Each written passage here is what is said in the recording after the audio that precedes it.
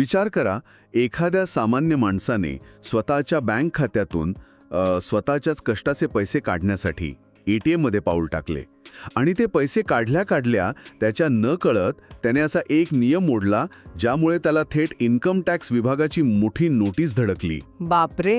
हो ना, हे ऐकायला एखाद्या चित्रपटाच्या कथेसारखं वाटेल, पण ही आता आपली रोजची वास्तविकता बनणार आहे. महसूलशाही या आपल्या हक्काच्या चॅनलवर पुन्हा आपले स्वागत आहे. नक्कीच स्वागत आहे. आणि आजचा विषय खरोखरच खूप गंभीर आहे. अगदी बरोबर. आजच्या या व्हिडिओमध्ये आपण पाहणार आहोत रिझर्व्ह बँक आणि प्राप्तिकर विभागाचे एप्रिल 2026 पासून लागू होणारे काही अतिशय धडक आणि कठोर निर्णय. डिजिटल पेमेंटचे आणि ATM मधून पैसे काढण्याचे बदललेले नवे नियम आपण आज उलगडून सांगणार आहोत. हो, आणि सोबतच बँकेत रोख रक्कम भरल्यावर अचानक येऊ शकणारी इन्कम टॅक्सची नोटीस, जमिनीच्या व्यवहारात 7/12 नावे करताना रोख रकमेवरील कठोर निर्बंध, यावरही आपण बोलणार आहोत. आणि याशिवाय सर्वसामान्यांच्या झिरो बॅलन्स खात्याचे फायदे, या सर्व गोष्टींवर आपण आज सखोल चर्चा करणार आहोत. हा व्हिडिओ आपल्या प्रत्येक शेतकरी बांधवासाठी, जमीन मालकासाठी आणि रोजच्या आयुष्यात लहान मोठे आर्थिक व्यवहार करणाऱ्या प्रत्येक सामान्य नागरिकासाठी अत्यंत महत्त्वाचा आहे. कारण एका छोट्या चुकीमुळे पूर्ण आयुष्यभराची कमाई दंडाच्या स्वरूपात जाऊ शकते. त्यामुळे हा व्हिडिओ शेवटपर्यंत नक्की बघा, कारण पुढे खूप उपयोगी आणि महत्त्वाची माहिती आहे, जी आपल्याला भविष्यातही कामी येईल. चला तर मग कायद्याचं आणि तुमच्या फायद्याचं बोलूयात. नक्कीच. अर्थकारण आणि कायदे सतत वेगाने बदलत आहेत. आणि सर्वात महत्त्वाची गोष्ट म्हणजे आता संपूर्ण व्यवस्था डिजिटल झाल्यामुळे कोणतीही चूक सिस्टीमच्या नजरेतून सुटत नाही. अगदी बरोबर. आणि याची सुरुवात आपण आपल्या रोजच्या सवयींपासून करूया. आता बघा, समाजात एक मोठा बदल झाला आहे. खिशात पाकिट बाळगण्याची सवय जवळजवळ मोडत चालली आहे. हो, चहाच्या टपरीपासून ते मोठ्या किराणा दुकानांपर्यंत प्रत्येकजण थेट मोबाईल काढतो आणि स्कॅन करून पैसे देतो. अगदी तसंच. आणि समजा कधी रोख रकमेची गरज पडलीच, तर आपण ATM मध्ये जाऊन कार्ड न वापरता केवळ UPI स्कॅन करून कार्डलेस विड्रॉल करतो. हे वरवर पाहता किती सोयीचं वाटतं. पण आता यात काहीतरी मोठा तांत्रिक बदल होणार आहे. हो, आणि त्याचा थेट फटका खिशाला बसणार आहे, असं एकी बात आहे. यामागचं नेमकं कारण काय? हा बदल अतिशय महत्त्वाचा आहे, कारण तो थेट बँकांच्या पायाभूत सुविधांशी जोडलेला आहे. सोप्या भाषेत सांगायचं झालं तर आता HDFC सारख्या प्रमुख बँकांनी UPI आधारित कार्डलेस विड्रॉल आणि पारंपरिक कार्ड विड्रॉल यांची मर्यादा एकत्र केली आहे. म्हणजे दोन्ही मिळून एकच मर्यादा. हो. इथे आपण चर्चेतला पहिला क्विक फॅक्ट पाहूया. महानगरांमध्ये 3 आणि इतर ठिकाणी 5 वेळा पैसे काढण्याची मोफत मर्यादा आहे. त्यानंतर थेट ₹23 अधिक GST असा दंड प्रत्येक व्यवहारावर लागेल. म्हणजे दोन्ही मिळून एकच मर्यादा? हे तर अनेकांना माहितीच नसेल. पण बँका असं का करत आहेत? UPI तर सरकारने मोफत म्हणून आणलं होतं ना. पण नसतात. अच्छा, म्हणजे बँकांना खर्च येतोच. नक्कीच. प्रत्येक वेळी जेव्हा कोणी ATM मधून UPI स्कॅन करून पैसे काढतं, तेव्हा बँकेच्या सर्व्हरवर लोड येतो आणि ATM मशीनमधील रोख रक्कम हाताळण्याचा प्रचंड खर्च बँकेलाच बदलावा लागतो. एका ATM मध्ये पैसे भरण्यासाठी ज्या सिक्युरिटी व्हॅन येतात, त्यांचे सुरक्षा रक्षक, मशीनचा मेंटेनन्स, हां, सगळा खर्च बँकांना परवडत नाहीये थोडक्यात. अगदी बरोबर. त्यामुळे डिजिटल व्यवहारांना प्रोत्साहन देण्याच्या नावाखाली लोक ATMचा वापर वाढवत होते. त्याला कुठेतरी ब्रेक लावण्यासाठी ही मर्यादा एकत्र करण्यात आली आहे. म्हणजे रस्ता कोणता का असेना, मर्यादा ओलांडली की दंड बसणारच. पण ठीक आहे, हा झाला छोट्या रकमेचा विषय. पण आता विचार करा आपल्या शेतकरी बांधवांचा किंवा ग्रामीण अर्थव्यवस्थेचा. समजा एका शेतकऱ्याने आपलं पीक मार्केटमध्ये विकलं बर. आणि त्याला व्यापाऱ्याकडून 2-4 लाखांची रोख रक्कम मिळाली, किंवा एखाद्या सामान्य कुटुंबात लग्नासाठी साठवलेली रोख रक्कम बँकेत भरायला नेली आणि ती रक्कम मोठी असेल, तर काय होईल? अचानक इन्कम टॅक्सची नोटीस येईल का? हा खूपच गंभीर आणि व्यावहारिक प्रश्न आहे. आणि इथे प्राप्तिकर कायद्यातील तरतुदी अतिशय कडक आहेत. जर एखाद्या व्यक्तीच्या बँक खात्यात एका आर्थिक वर्षात 10 लाख रुपये किंवा त्याहून अधिक रोख रक्कम जमा झाली किंवा तेवढ्या रकमेची फिक्स्ड डिपॉझिट म्हणजेच FD केली गेली, तर इन्कम टॅक्सची नोटीस येऊ शकते. बापरे, 10 लाख? हो. आणि इथे अनेकांची एक मोठी चूक होते. नोटीस आली की लोक घाबरतात आणि त्याकडे पूर्णपणे दुर्लक्ष करतात. पण इन्कम टॅक्स विभागाला कसं समजतं की अमुक एका व्यक्तीने बँकेत रोख रक्कम भरली आहे? तिथे तर बँकेचा कॅशियर बसलेला असतो ना. हाच तर तो डिजिटल ट्रॅकिंगचा भाग आहे. बँकेचा कॅशियर आता माहिती लपवू शकत नाही. बँकांची सिस्टीम, ज्याला आपण कोर बँकिंग सिस्टीम म्हणतो, ती थेट पॅन कार्ड आणि आधार कार्डशी जोडलेली असते. अच्छा. जेव्हा रोख रक्कम 10 लाखांच्या पुढे जाते तेव्हा बँकेचं सॉफ्टवेअर आपोआप एक SFT म्हणजे statement of financial transaction generate करते आणि ते थेट प्राप्तिकर विभागाच्या AI म्हणजे आर्टिफिशियल इंटेलिजन्स सिस्टीमला पाठवते.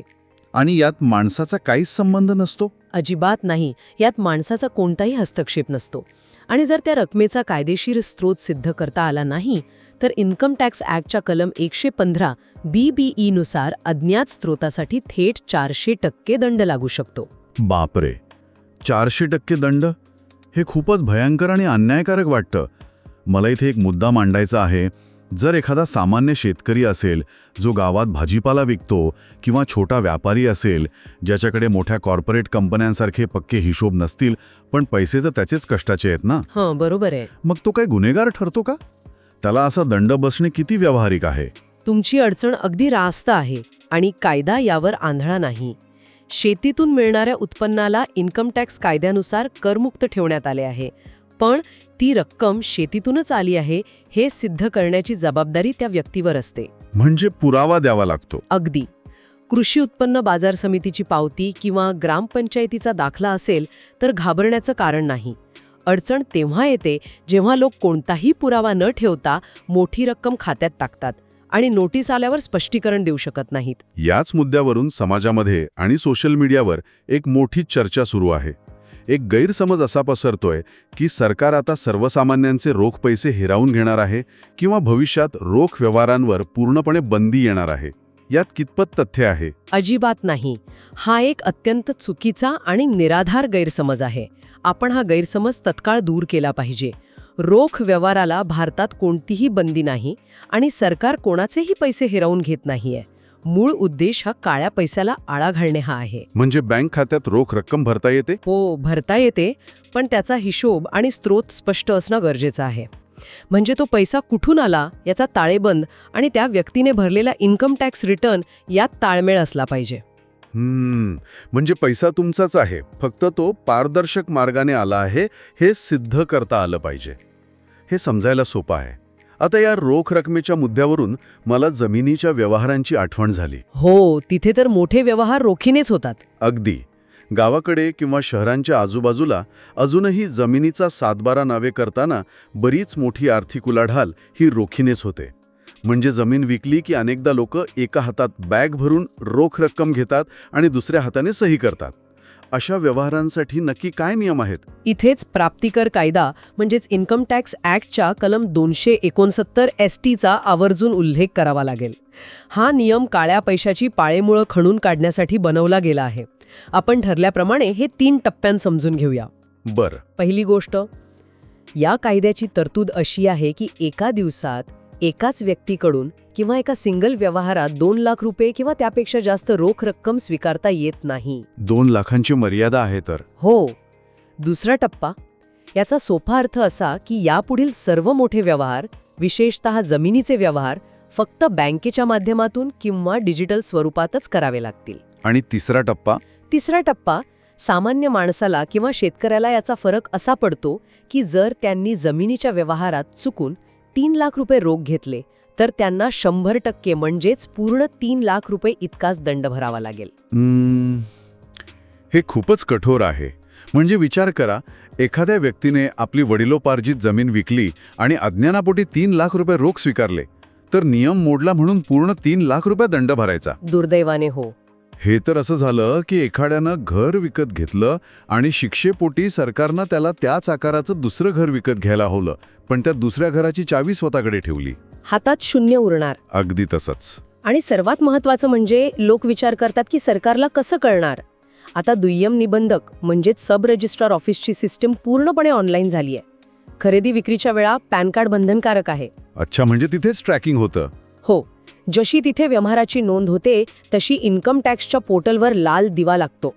त्यामुळे सातबारा नावावर करताना रोख रक्कम घेणं हा आता खूप मोठा धोका बनला आहे. हे सगळं ऐकून मला सोशल मीडियाची आठवण येते. आजकाल लोक सोशल मीडियावर खूप दिखावा करतात. हो ना, नवीन गाडी घेतली, परदेशात फिरायला गेले किंवा महागडे कपडे घेतले की लगेच इंस्टाग्रामवर फोटो टाकतात. बरोबर. आणि म्हणूनच एक दुसरा मोठा गैरसमज असा पसरला आहे की आता सरकार प्रत्येकाचे फेसबुक आणि इंस्टाग्राम चेक करणार आहेत. म्हणजे सामान्य माणसाला असं वाटू लागलंय की तो कुटुंबासोबत फिरायला गेला आणि त्याने फोटो टाकला तर लगेच इन्कम टॅक्सवाले घरी येतील. हे खरं आहे का? हा दुसरा मोठा गैरसमज आहे जो आपण पुराव्यानिशी खोडून काढला पाहिजे. इन्कम टॅक्स विभाग काही मोकळा बसलेला नाही की ते प्रत्येकाचे फेसबुक किंवा इंस्टाग्राम चेक करत बसतील. मग नेमकं काय होतं? हे समजून घेण्यासाठी आपल्याला इन्कम टॅक्स ॲक्ट 2025 मधील कलम 247 बद्दल माहिती असायला हवी. आपण क्रमाने पाहूया. पहिली तरतूद म्हणजे इन्कम टॅक्स विभाग जेव्हा सर्च ऑपरेशन्स म्हणजेच अधिकृत धाड किंवा तपासणी करतो तेव्हा ते डिजिटल रेकॉर्ड्स आणि सोशल मीडिया तपासू शकतो. अच्छा, धाड पडली तरच. बरोबर. दुसरा टप्पा याचा सोपा अर्थ असा की तिथे कोणतीही व्यक्ती बसून फोटो पाहत नाही, तर AI वेब स्क्रॅपिंग टूल्स वापरले जातात. जर एखाद्या व्यक्तीच्या इन्कम टॅक्स रिटर्नमध्ये फक्त 4 लाखांचे उत्पन्न दाखवले असेल पण त्याचे सोशल मीडिया जिओ टॅग्स दाखवत असतील की तो 30 लाखांचे युरोपचे दौरे करत आहे, तर तो दिखावा करबुडवेगिरीच्या पुराव्यासाठी वापरला जाईल. आणि याचा सामान्य माणसावर परिणाम काय? तिसरा टप्पा हाच आहे की जे प्रामाणिक नागरिक आहेत, ज्यांचा टॅक्स आणि उत्पन्न जुळतं, त्यांना या कलमाची कोणतीही भीती बाळगण्याची गरज नाही. हा नियम फक्त मोठ्या प्रमाणावर करबुडवेगिरी करणाऱ्यांसाठीच आहे. म्हणजे सोप्या भाषेत सांगायचं तर जर उत्पन्न आणि खर्च याचा मेळ बसत नसेल आणि खोट्या प्रतिष्ठेसाठी सोशल मीडियावर मिरवत असाल तरच धोक्याची घंटा आहे. सामान्य प्रामाणिक माणसाने घाबरण्याचं कारण नाही. अगदी बरोबर. आता थोडं सर्वसामान्यांना दिलासा देणाऱ्या एका विषयाकडे वळूया. अनेक कामगार, छोटे व्यावसायिक आणि शेतकरी बँकांमध्ये झिरो बॅलन्स खाती उघडतात. ह्या खात्यांसाठी काही सकारात्मक नियम आले आहेत का? नक्कीच. ही खूप चांगली बातमी आहे. 1 एप्रिल 2026 पासून रिझर्व्ह बँकेने बेसिक सेव्हिंग्ज बँक डिपॉझिट खात्यांमध्ये, ज्याला आपण झिरो बॅलन्स खाती म्हणतो, त्यात काही अत्यंत महत्त्वाचे बदल केले आहेत. ते काय आहेत? मी याची माहिती एका सोप्या चेकलिस्टच्या स्वरूपात देते. पहिला टप्पा म्हणजे आता या खात्यांमध्ये अमर्यादित रोख रक्कम जमा करता येईल. त्याला कोणतेही अतिरिक्त शुल्क लागणार नाही. अरे वा, हे खूप छान आहे. दुसरा टप्पा, ग्राहकांना कोणतीही वार्षिक फी नसलेले मोफत ATM कार्ड सहज उपलब्ध होईल. तिसरा टप्पा म्हणजे मोफत चेकबुक वापरण्याची सुविधा देखील या खात्यांवर दिली जाईल. आणि पैसे काढण्यावर काही मर्यादा आहे का? हो, तो चौथा टप्पा आहे. ग्राहकांना दरमहा 4 मोफत विड्रॉल करण्याची मुभा असेल. तळागाळातील लोकांना बँकिंग व्यवस्थेशी जोडण्यासाठी हा खूप मोठा निर्णय आहे. पण आता बघा, आपण डिजिटल व्यवहारांबद्दल बोलतोय, झिरो बॅलन्सच्या सोयींबद्दल बोलतोय, पण याच बरोबर डिजिटल फसवणुकीची म्हणजेच सायबर फ्रॉडची प्रकरणेही गल्लीबोळात वाढली आहेत. हो, खूपच वाढली आहेत. रोज आपण वाचतो की कुणाला तरी लिंक आली, OTP शेअर केला आणि खात्यातून पैसे गायब झाले. यावर उपाय म्हणून काही नियम आले आहेत का? होय, आणि यावर रिझर्व्ह बँकेने एक अतिशय महत्त्वपूर्ण पाऊल उचलली आहे. इथे आपण आजचा दुसरा क्विक फॅक्ट पाहूया.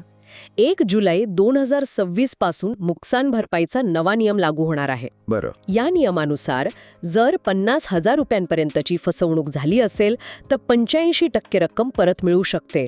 मात्र यात एक अट आहे की या परताव्याची कमाल मर्यादा 25,000 रुपये असेल. पण त्यासाठी काही मुदत आहे का तक्रार करायची? हो, सर्वात महत्त्वाची गोष्ट म्हणजे फसवणूक झाल्यापासून 5 दिवसांच्या आत बँकेत आणि पोलिसात तक्रार करणे अनिवार्य आहे. पण इथे एक प्रश्न पडतो, 5 दिवसांचीच मुदत का? अनेकदा लोकांना समजतच नाही की त्यांच्यासोबत फ्रॉड झाला आहे. याला बँकिंगच्या भाषेत गोल्डन आवर किंवा सुवर्ण काळ म्हणतात. सायबर भामटे जेव्हा पैसे काढतात तेव्हा ते एका खात्यातून दुसऱ्या आणि तिथून तिसऱ्या म्यूल अकाउंटमध्ये वेगाने वळवतात. अच्छा. जर 5 दिवसांच्या आत तक्रार मिळाली तर बँकेची यंत्रणा ती साखळी शोधून ते खाते गोठवू शकते. उशीर झाला तर पैसे सिस्टमच्या बाहेर जातात. त्यामुळे वेळेत तक्रार करणे हाच एकमेव मार्ग आहे. हे अत्यंत उपयोगी आहे. आता बँकांच्या संदर्भात आणखी एक विषय जो खूप मानसिक त्रास देणारा असतो तो म्हणजे कर्ज वसुली करणारे एजंट्स. हो, रिकव्हरी एजंट्सचा खूप त्रास होतो लोकांना. अनेकदा आपण पाहतो की हे लोक कधीही कॉल करतात, चुकीच्या भाषेत बोलतात, नातेवाईकांना फोन करून बदनामी करतात. याला काही चाप बसणार आहे का? कर्ज वसुली करणाऱ्या एजंट्सच्या दादागिरीवर आता रिझर्व्ह बँकेने अत्यंत कडक बंधने घातली आहेत. नियमानुसार आता या एजंट्सना फक्त सकाळी 8 ते संध्याकाळी 7 या वेळेतच कॉल करण्याची परवानगी आहे. म्हणजे रात्री अपरात्री कॉल नाही करू शकत. अजिबात नाही. त्या वेळेच्या आधी किंवा नंतर ते फोन करू शकत नाहीत. या व्यतिरिक्त कर्जदाराच्या नातेवाईकांना, मित्रांना फोन करून मानसिक त्रास देणे किंवा सोशल मीडियावर बदनामी करणे यावर पूर्णपणे बंदी घालण्यात आली आहे. आणि जर त्यांनी नियम मोडला तर? जर या नियमांचे उल्लंघन झाले तर संबंधित एजंटचा किंवा संस्थेचा परवाना थेट रद्द होऊ शकतो आणि त्यांच्यावर मोठी दंडात्मक कारवाई होऊ शकते. हां, खरंच खूप मोठा दिलासा आहे. कर्ज घेतलं म्हणजे माणसाने स्वाभिमान विकलेला नसतो. परिस्थितीमुळे अडचण येऊ शकते, पण त्यासाठी असा अमानवीय त्रास देणं चुकीचंच होते. या निर्णयाचं नक्कीच स्वागत करायला हवं. अगदी योग्य बोललात. यातून एक नवा विचार समोर येतो की कायदे केवळ दंड लावण्यासाठी नसतात, तर ते सामान्य माणसाचं जीवन सुरक्षित आणि सन्माननीय करण्यासाठी देखील असतात. हो, कायद्याचा मुख्य उद्देश शिस्त लावणे आणि संरक्षण देणे हाच असतो. मग ते रोख व्यवहारांवर नियंत्रण आणून काळ्या पैशाला आळा घालणे असो किंवा फसवणूक आणि त्रासापासून सामान्य माणसाचे रक्षण करणे असो. खरंच आजची ही चर्चा अत्यंत डोळे उघडणारी होती. आपण आज खूप महत्त्वाच्या गोष्टी समजून घेतल्या. तर आजच्या या सखोल चर्चेचा अतिशय थोडक्यात रिकॅप करूया. आपण पाहिलं की ATM आणि UPI विड्रॉलचे नवे नियम कसे काम करतात. हो, आणि रोख व्यवहार करताना विशेषतः जमिनीच्या व्यवहारात कलम 269 ST मुळे बसू शकणारा 100% दंड कसा टाळायचा. अगदी. तसेच इन्कम टॅक्सचे सोशल मीडिया ट्रॅकिंग कसे चालते हे समजून घेतले. आणि सर्वात महत्त्वाचे, सायबर फसवणूक झाल्यास 5 दिवसांच्या आत तक्रार करून 85% परतावा कसा मिळवायचा हेही पाहिले. बरोबर. अशीच महत्त्वाची आणि उपयोगी महसूल विषयांची माहिती रोज हवी असेल तर महसूलशाही चॅनलला सबस्क्राईब करा, लाईक करा आणि शेअर नक्की करा. प्रश्न असेल तर कमेंटमध्ये नक्की विचारा. आणि हो, तुम्हाला पुढील व्हिडिओमध्ये कोणत्या नवीन विषयावर माहिती ऐकायला आवडेल तेही आम्हाला सुचवा. चॅनलच्या व्हॉट्सॲप आणि टेलिग्राम ग्रुपमध्ये नक्की सामील व्हा. तिथे आपण अशीच सविस्तर माहिती देत असतो. हा व्हिडिओ आपल्या मित्रांना व्हॉट्सॲप ग्रुपमध्ये फॉरवर्ड करा, जेणेकरून माहिती प्रत्येक गरजू व्यक्तीपर्यंत पोहोचेल. योग्य वेळी मिळालेली कायद्याची माहिती एखाद्याला मोठ्या संकटातून वाचू शकते. धन्यवाद. जय महाराष्ट्र.